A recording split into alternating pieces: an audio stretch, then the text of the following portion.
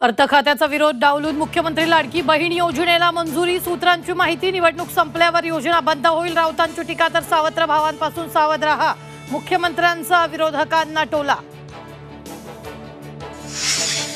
शिखर बँक घोटाळा प्रकरणी अजितदादांच्या अडचणी वाढण्याची शक्यता। आर्थिक गुन्हे शाखेच्या शिफारशीवर आक्षेप घेत निषेध याचिका दाखल।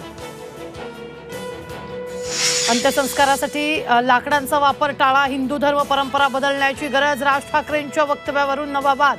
सुधीर मुनगंटीवारांकडून समर्थन तर भाजप आध्यात्मिक आघाडीचा कडाडून विरोध। पूजा केडकरच्या दिव्यांग प्रमाणपत्रात रेशन कार्ड, आधार कार्डचा पत्ता वेगवेगळा। YCM मधील डॉक्टरांना दिलेल्या क्लीन चिटवर प्रश्नचिन्ह। तर बनावट दिव्यांग प्रमाणपत्र प्रकरणी दोषींवर कारवाई व्हावी, राज्यपाल बैस यांचे आदेश। शिक्षणाचा दर्जा सुधारण्यासाठी शिक्षकांना 6 महिन्यांचं प्रशिक्षण।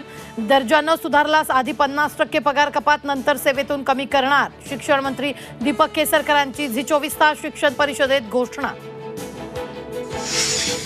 विद्यार्थ्यांच्या जीवाशी पुन्हा खेळ। मेळघाटातील झेडपीच्या शाळेत मिलेट्समध्ये आढळल्या अळ्या।